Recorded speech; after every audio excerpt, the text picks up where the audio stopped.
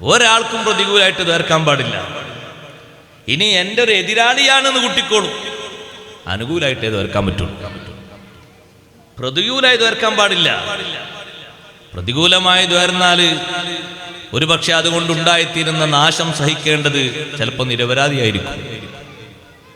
ബാപ്പമാരൊരിക്കലും മക്കൾക്ക് പ്രതികൂലമായി ദ്വാരക്കാൻ പാടില്ല എന്ന് ഹബീബ് റസൂലുള്ളാഹി സ്വല്ലല്ലാഹു അലൈഹി വസല്ലം പഠിപ്പിച്ചു.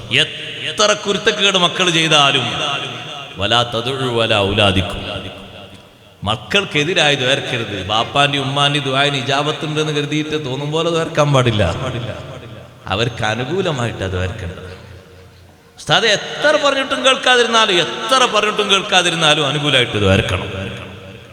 പ്രതികൂലമായിട്ട് ഒരിക്കലെങ്ങാനും ദ്വാരന്നിട്ട് കേടായിപ്പോയാ പിന്നെ നന്നാക്കി എടുക്കാൻ കഴിയൂല. അബ്ദുല്ലാഹിൽ മുബാറക് റളിയല്ലാഹുവിന്റെ അടുക്കൽ ഒരു ബാപ്പ മോനെ കൊണ്ടുവന്നു.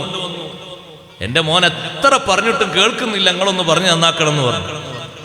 മഹാനവർകൾ ചോദിച്ചു, കണ്ടവാടെ തന്നെ ചോദിച്ചു, ഹൽ ദഅഉത അലൈഹി, ഈ കുട്ടിക്ക് എതിരായി നിങ്ങൾ ദ്വാരുന്നിരുന്നോ എന്ന് ചോദിച്ചു ബാപ്പാനോട്. ബാപ്പ പറഞ്ഞു, ഒരിക്കങ്ങനെ ദ്വാരുന്നിരുന്നു. മഹാനവർകൾ പറഞ്ഞു, നിങ്ങളാണ് കേടുവരുത്തിയത്, നിങ്ങൾ എന്നെ നന്നാക്കിക്കോ എന്ന് പറഞ്ഞു. എനിക്ക് നന്നാക്കാൻ കഴിയൂല. ബാപ്പയോടും ഉമ്മയോടും മക്കള് പ്രതികൂലമായി പ്രവർത്തിച്ചു എന്ന് കൂട്ടിക്കോളും. അങ്ങനെ വല്ലതും പറഞ്ഞു, അങ്ങനെ വല്ലതും ചെയ്തു, അനുകൂലമായി ദ്വാരക്കണം.